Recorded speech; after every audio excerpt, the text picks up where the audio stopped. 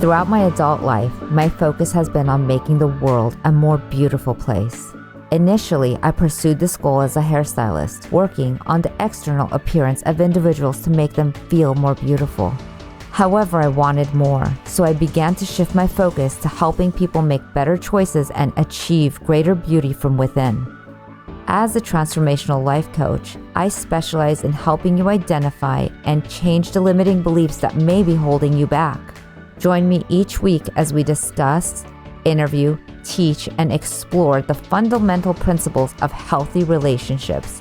Welcome to Conscious Conversations with Louisa.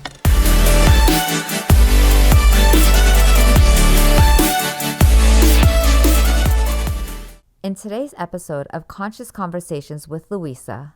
Hello, everyone. We are here with Conscious Conversations with Louisa, and you guys get to meet one of my most favorite human beings on this planet.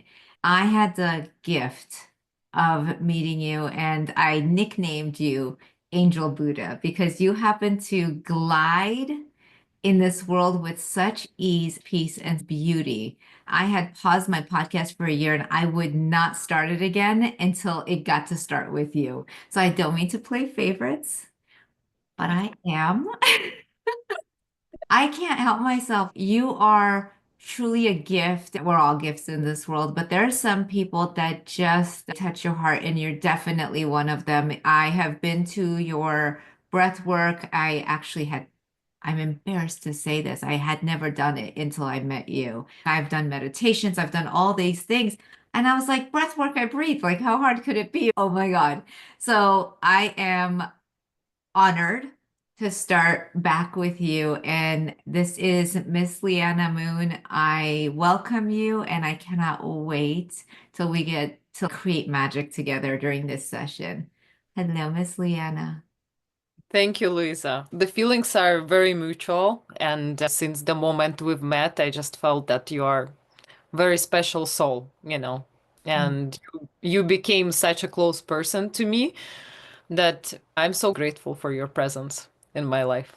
Thank you. I'm excited for what we get to create here because as I was thinking about this session, I sometimes interview people and I share stories without giving everybody the backstory. One of the things I think about you is you have this way of being so in the moment that it is recreate, recreate, recreate all the time. Like there's such a newness to every time we connect that I never feel like we take our history and put it into our future. It's always, each moment is recreating. So Mm. I was thinking about that in you this morning. I was like, she has this impermanence way of living. Do you feel that, or is that something that is part of your intention to how you operate? Because it's magical. I love that perspective. It made me think that I actually lately started to accept it about myself, and I feel that probably when we start to accept our different parts, that's when even shadow parts become really beautiful and we put them in the right place. And I think I've been always very intuitive, and my intuition and my heart was always like the first thing I follow. I never was like logical compared to my whole family. My whole family have like doctors, scientists, like very, very logical, like structured people. And I'm like the complete opposite. And I think there was just a few big decisions in my life, also like, for example, moving to United States or leaving my country when I was 18. It just came from like purely from the heart. If I would start thinking about it logically, and everyone else who was like observing my decisions, they're like, you crazy. I would never do it. Why are you doing this? I think these few decisions in my life I followed with my heart. It created this experience and understanding that there's such a big payoff for that. So now I'm trying to live in my heart, and I accept this about myself, because I used to not like it, because I was like, everyone is a normal human being. They have their structure, they have their routine, and I am this crazy person who's constantly changing places. And now I'm just like, that's my nature, and I love it and I accept it. And I see strength in it. I also see my weaknesses, but I'm very honest about it, I think. Right. I love that because I was listening to a girlfriend of mine yesterday, and she was sharing about this new relationship she has. I remember telling this coach once that I felt disappointed. Once I would get to know people, I'd get disappointed. One of the things I realized is people come into a relationship hoping they could be this person. They'd like to keep this image up. If the relationship looks worthy, I'm like, I want to level up to that beingness so I can earn the space of that relationship. Until I realized I am who I am and I can't not be myself. Sooner or later, I still show up. And then what happens is that I get upset that the other person doesn't like me when I have been clearly not intentionally faking where I could think I Mm, wanted to be. But having been a hairdresser 28 years, having been around humans and studying humans for my life, I don't know anybody who's been able to fake being that person and keep it up. mm, mm. That's such a great point. And sooner or later, we're mad at the other person for not liking us.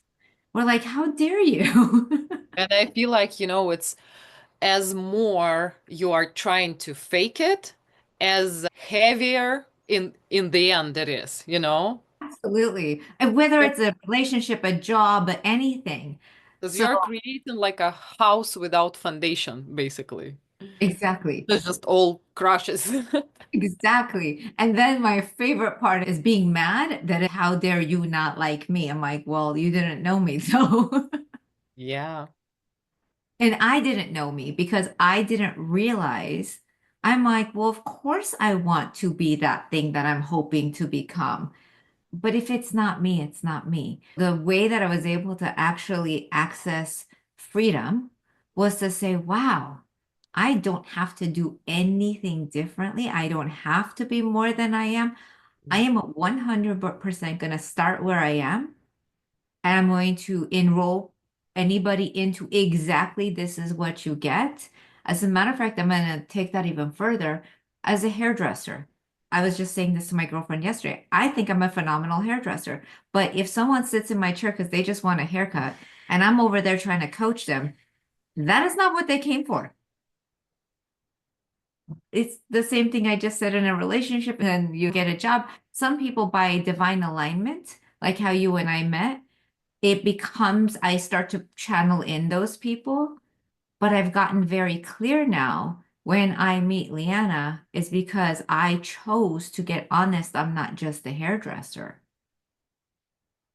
I am now intentionally looking for people who are wanting to be in relationship with me. I want to be in relationship with you. The minute you and I met, I was like, I want to do your breath work. It became something where it was a mutual choice and Mm, mutual results.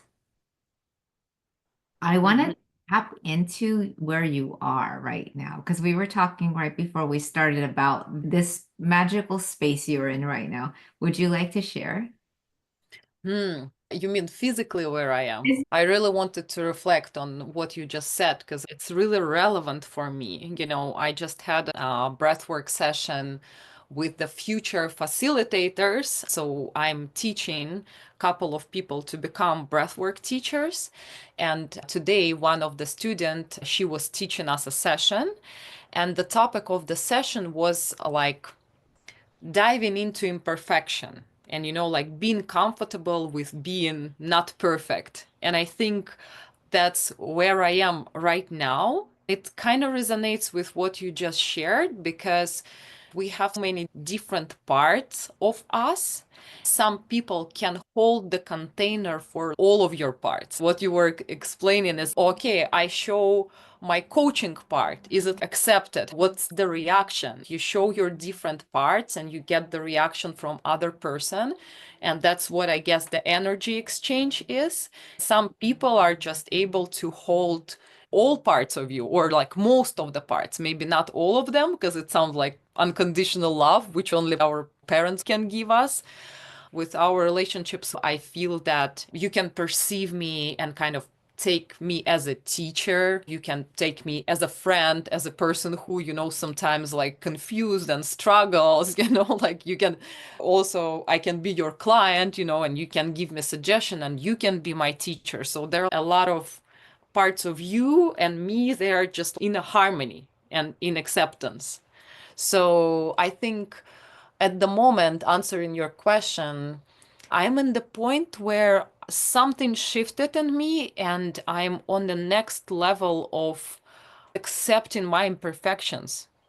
And, I recently broke up with my ex-partner, our history. And I used to think that there is a certain behavior I should follow because I'm, I don't know, a conscious Buddhist queen, whatever, like a concept I have about myself. And lately, I just let myself feel things, tell him what I feel without judging myself. And it's so freeing. So I think that's where I am. Nothing speaks to me more than someone as amazing as you being willing to admit imperfection. Because, and I use the word willing to admit, because 100% of us are imperfect. All of us. There is not a single angel that goes, I happen to be the one. There isn't one.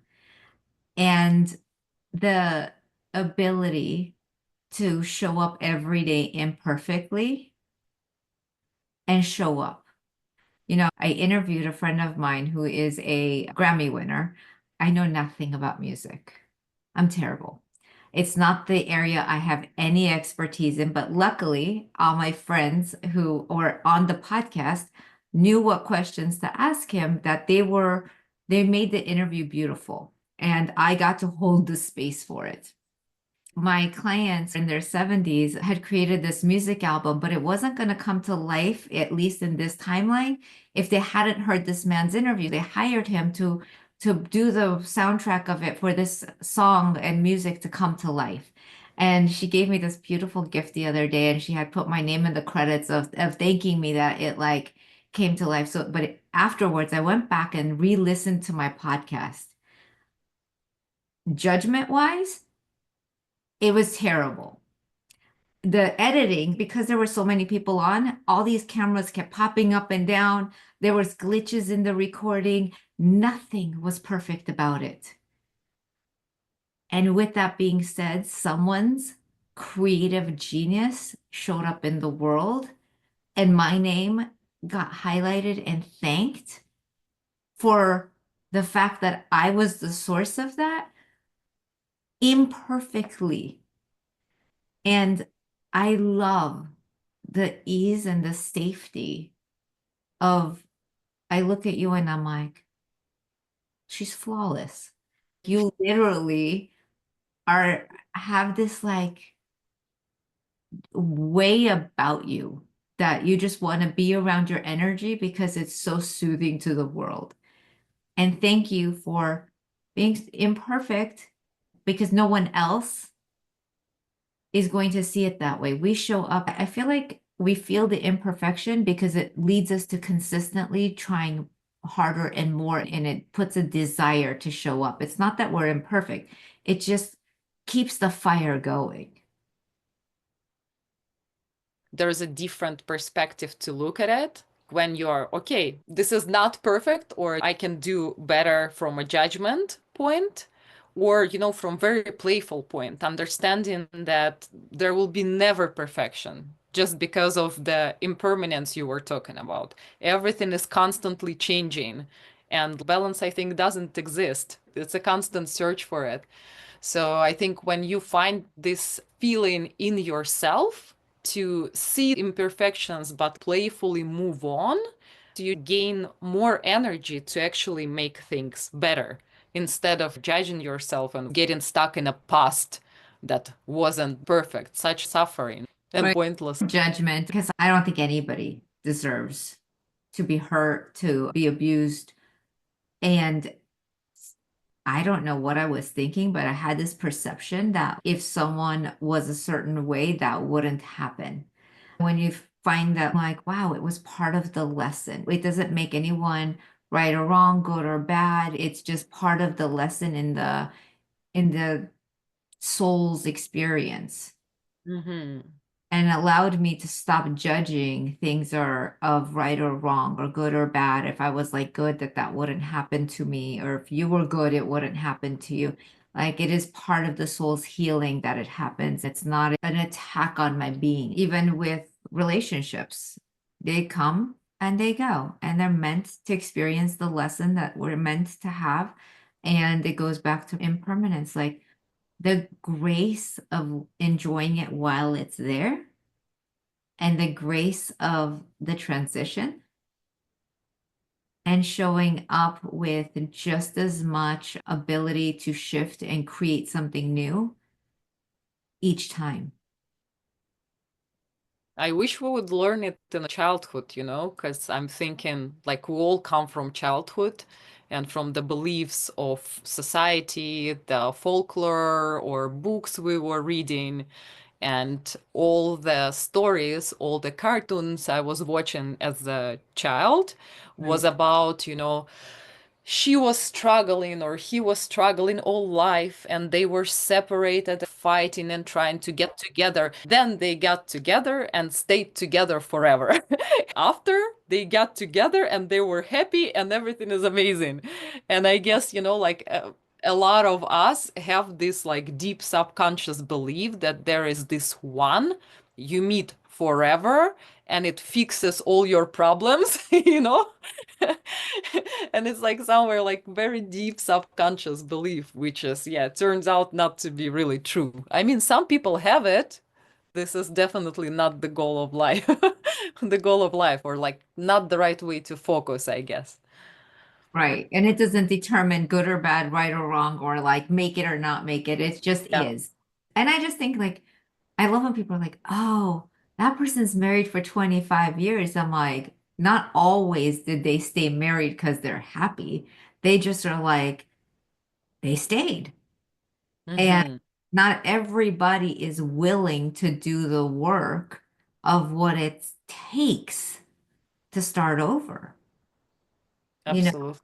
I think about Oprah had this one story. She said it was her favorite episode. And there was this lady when she was very, very young. She was really smart and she used to do her brother's homework. And the brother would get straight A's. And then the teacher was like, but you're kind of an idiot at school. Like, who's doing your homework? So the teacher went to the house and said to the father, maybe your daughter needs to come to school because she's really smart. At this time, women didn't go to school. And he said, oh no. So she took a note of where she wanted to get her education and what she wanted to do with her life, and she wrote it down and put it under a rock. And sure enough, she did it in her life. Wrote it, put it under a rock, and forgot about it. And so Mm-hmm. then when she achieved that, she was like, what do I do next? Then she went and took it out, wrote something else, and put it under a rock. And she achieved that. And it's the power of intention. It doesn't matter, like people who say, and going back to what you said about relationships, your soul came here for fulfillment of your individual soul. And maybe that relationship or any relationship that is not in complete alignment of your soul's unfolding is Mm. never going to like covet that space and be stuck with it because your soul, in my opinion, is so free and expansive that it is, even if we want to stick it into the fairy tale story, if it's not the experience that it's going to lead masses. Sometimes, like my experience of your soul is you are meant to lead masses. Like you are, and it's interesting I say this because I then ask myself, where do I get this information? But I feel it in my bones. Like experience you as so expansive.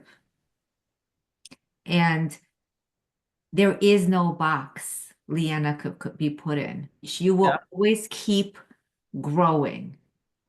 And anything that is a container that is not in alignment with what you're meant to do will disappear consistently.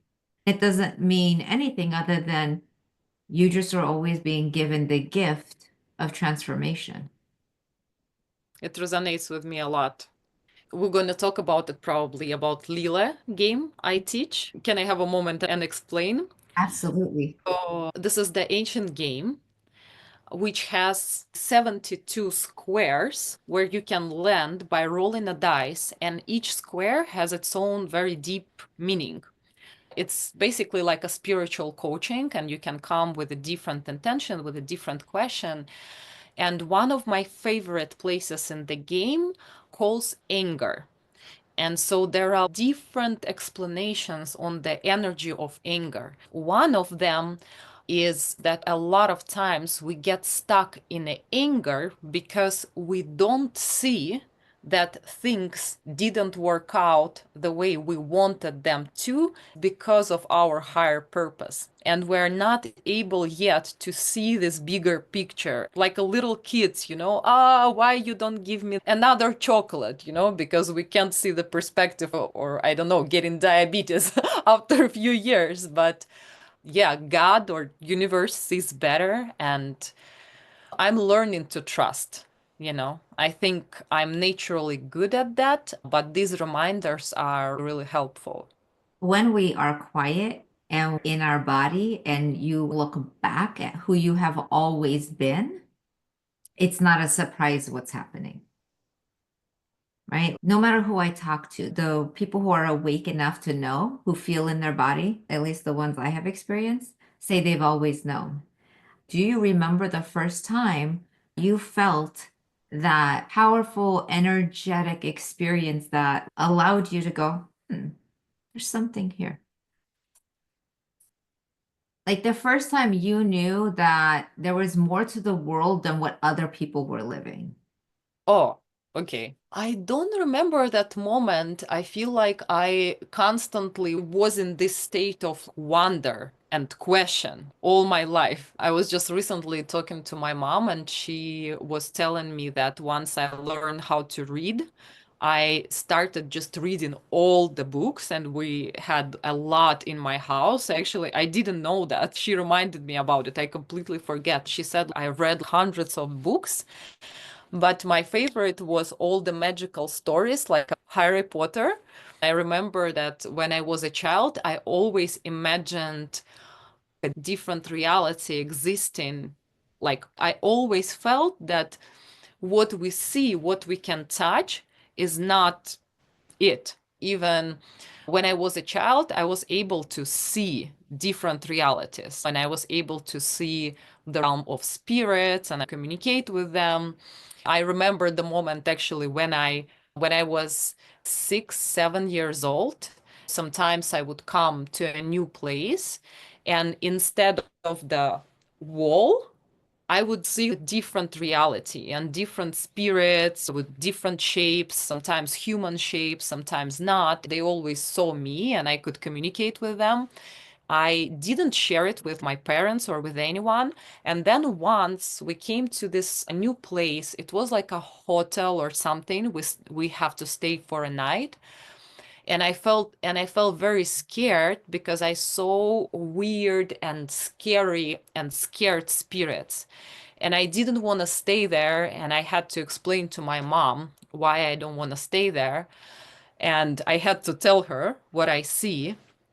I remember that she was holding me and she was telling me, please calm down. It doesn't exist. What you see is not real. Calm down. And after that day, I stopped seeing that. When we left this hotel, it turned out later in life, we found out that in this place there was a family killed or something horrible happened with them. So I feel that as a child, I probably could see or could sense what happened there. And yeah, like I remember after my mom was just keep telling me that it doesn't exist, it stopped. I never saw it that vividly like I used to. But just this sense that this world is not just it, I think I just had it all the time. It's fascinating, the reality of that for me, because I didn't have it when I was young and I do now. I feel like I always knew something and I was curious too, and I felt everything around me, but I didn't study like other people. I didn't understand school the way other people did. My experience, I joke about it, it's like braille reading. I would feel my way through the world because I could feel in my body what was needed. The things that saved me were being able to energetically experience a room, know what someone was needing even before they could say it. I learned how to feel what was about to come out of someone's mouth. On some level, it's also a trauma response. Yeah. I now don't judge it as good or bad. I've learned it, even with Clarity Catalyst, the first week, the reason I love this course is because I now got a language, a platform for my way of living. Week one is no expectations. Week two is no judgment. Week three is be here now. Just those alone are life saving. If I could live this work, I have the tools of survival. It's a platform to create boundaries and safety. And I just was one of those children that I didn't, people say, "Oh, I had so much structure on Mondays. We did this until I never did and still don't do anything in structure." This was the structure I needed to create safety in my life. Mm. It took everything I had to start seeing myself as the person who could teach the work because I was always a student. And one day I was listening to Oprah and Eckhart Tolle, and he said to her, "What do you like to do?" And she said, "I like to learn and I like to teach." And my inside voice just went, "Me too." I, for the first time, woke up to "I like to teach" and actually said it out loud and then became a teacher. I'm curious, you started teaching at a very young age. You moved to Thailand to start teaching. I didn't start doing this until my 40s. So I was like, who do I think I am? You chose this journey very early on, and it takes courage. It chose me. I didn't start at 18. I did move to Thailand at 18 and I started studying around that age. At first, I found a yoga studio and I started doing yoga when I was 17. And I remember that after the second lesson, I just felt that I won't eat beef again. And, like for 12 years, I've been vegetarian. And then I moved to Thailand and I started just going around temples there and meeting teachers, talking to monks, and exploring Buddhism.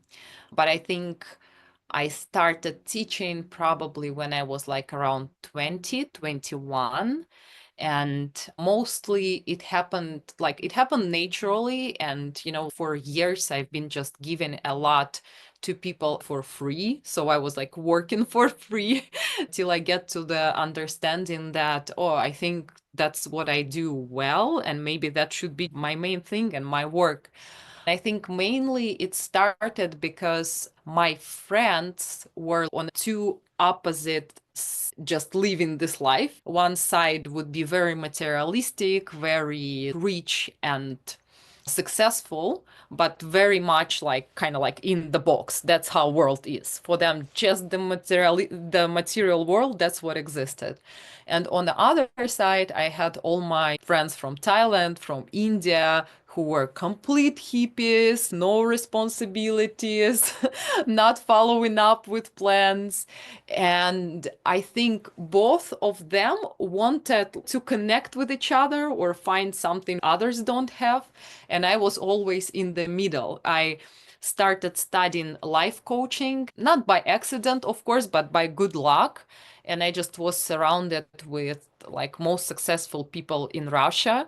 And I was this young hippie girl who all of a sudden got into the place with like the smartest people. I remember that first couple of months I didn't understand what's going on at all. Like I was sitting there on these coaching lessons and the teacher was speaking with such a beautiful and difficult language, and I was just like, I can't understand nothing. And that's why I was keep coming back, because I'm like, I want to learn.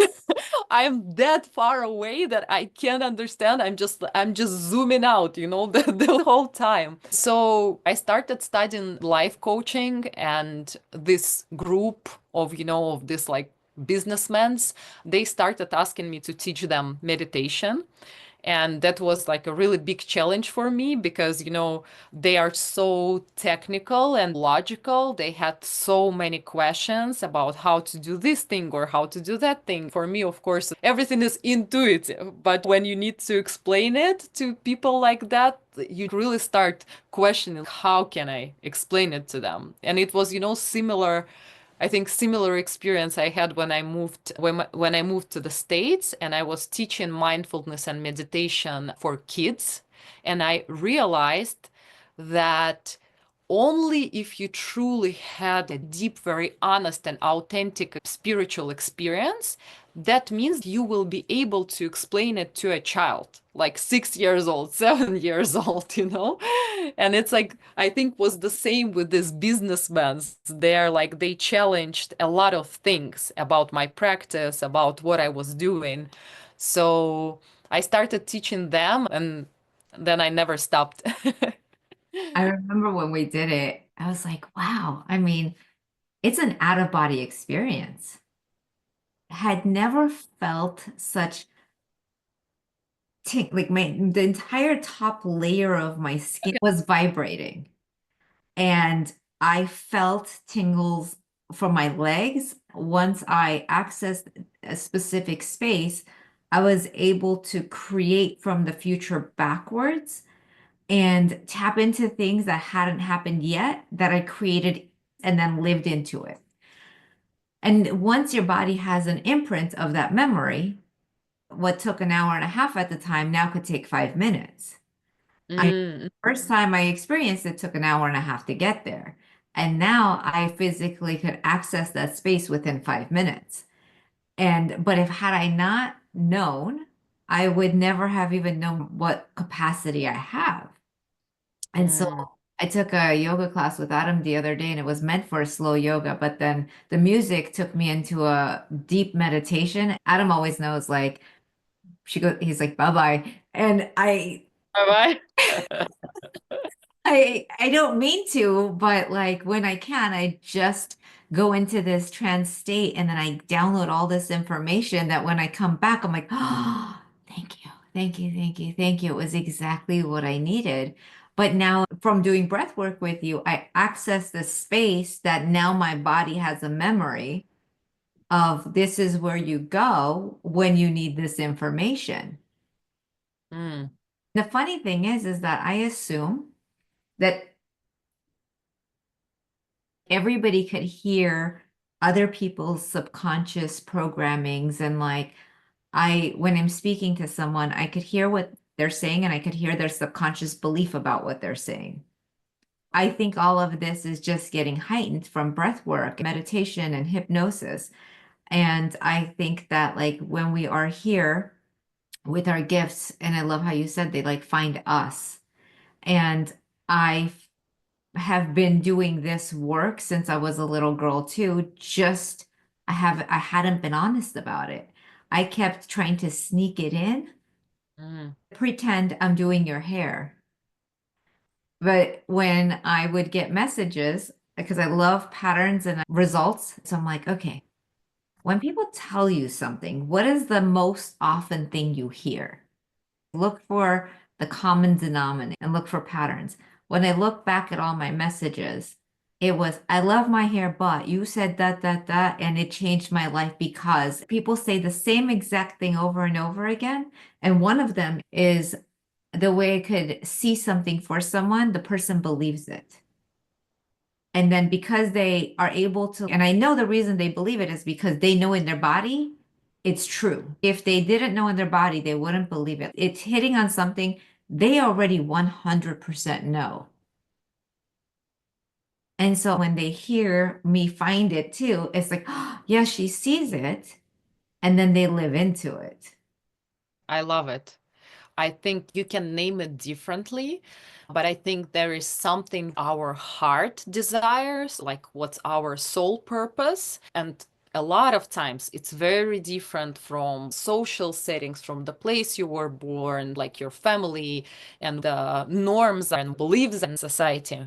And I think that what true healers do, like you, is that you sense this energy. And I think as better and as more intuitive healer is, you can sense this heart desire, even if there is like a lot of masks already built up, from the past experience. And it's like this little tiny thing which no one was feeding for a long time, but it's still there and you see it. But once person just connects with it, I feel like it works like a light in a dark room. You just see everything. Yeah, that's exactly what it feels like. I'm relentless. It's annoying, but I'm relentless. I can't help myself because my gift is seeing people's gifts and then being obnoxious about it. I can't let you leave this planet not having done that. I just can't. And so, of course, I'm kind in the way I do it sometimes, and sometimes I'm not. I'm like, this is fun. I'm meant to be here. And I think because I'm 5 feet tall, no one's intimidated by me. I'll tell you that. No one's intimidated by me because I'm the tiniest little thing. And I think that when someone's taller, they look more adult.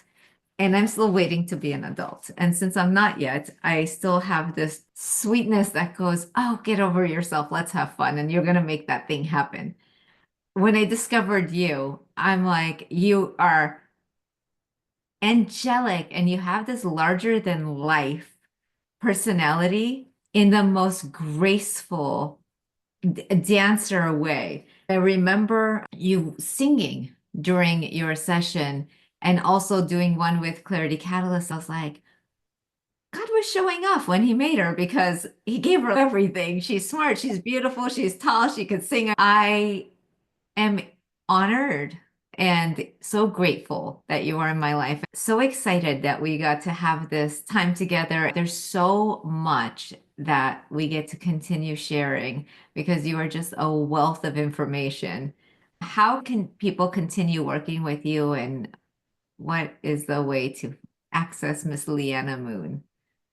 Oh, the best way to connect with me is through Instagram, and I am regularly teaching. I'm actually started to teach in Malibu. There's going to be my new location in a Rafi Lounge on a PCH. So I'm teaching breathwork there. I'm teaching breathwork on Abbot Kinney. I'm teaching Lila in different places. I can even come to you. So yeah, the best way to connect with me is just to add me on Instagram. I love it. We will add that in the show notes. What was your experience of the course? Oh my God, I keep telling it to everyone, but it's such an important thing. It's just really powerful. I think just the way you are holding a space is really incredible. I usually get distracted a lot. It's so hard for me to stay present in something for a long time. Even I'm a meditation teacher, and I guess that's why I become a meditation teacher because it's been so hard for me. I'm so ADHD and I'm so distracted all the time. But with you, it was first, and I would say the only time in my life where the whole course I was just from the first second till the last, I was just, I don't know, like when you're like enjoying something, when you have this, like incredible food, your favorite dish, that's how it felt to me. Like I wanted every second just to take everything in. I think you have this absolutely unique opportunity to see people as they are and also see their path. Like a lot of things you would say, it's what we were saying about this, heart desire.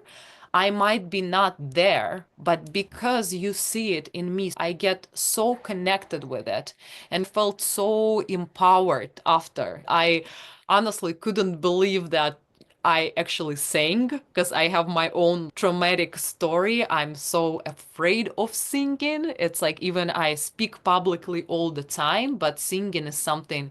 And you created such a safe and beautiful space that I sang. I chose to do it myself. No one even like made me do You were it. so, so, so good. I'm like, wow, so good.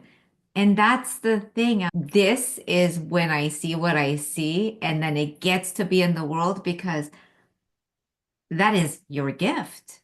You are so gifted. Your voice wakes somebody up.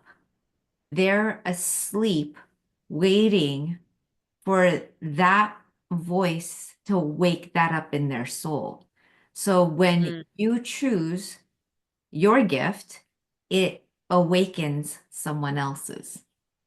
And mm. that's the way gifts happen. You are given your gift to wake up someone else's gift. So you have to use yours so someone else could be like, thank you. That was what I needed. That's so beautiful. When you were telling me this, I felt it on an energy level. And I remember that on my first one and only ayahuasca session, I actually get to this place where it was so much wisdom, so much beauty. And I knew that I will come back in my normal state of being, and normal life. And I remember like I was questioning my higher self and, the plant about like, how can I bring this wisdom to the world? How can I share it with people? This wisdom is waking up on a different level. Yes. I love the perspective of, if I'm showing up and showing my gift, it gives courage to other people to bring it up. And also on an energy level, it can just point on a certain vibration. Absolutely. I mean, that's what gospel music is. That's what music is. A different type of music wakes up their soul. So people are here with their individual gifts, and you're not meant to wake everybody up, but who is meant to hear your voice is waiting Mm. for you to use it. And when I heard your voice, I was like, oh my God, that voice. Yeah, I will continue singing. Thank I'll continue practicing. Thank you. Well, thank you, everyone. Thank you, Miss Liana. And we will be back for more with Miss Liana because I know that you're just a gift in this world. And I am so happy my podcast is back. So Totally sense. Yeah. Thank you so much for having me. you're so welcome. Bye, everyone. Bye bye.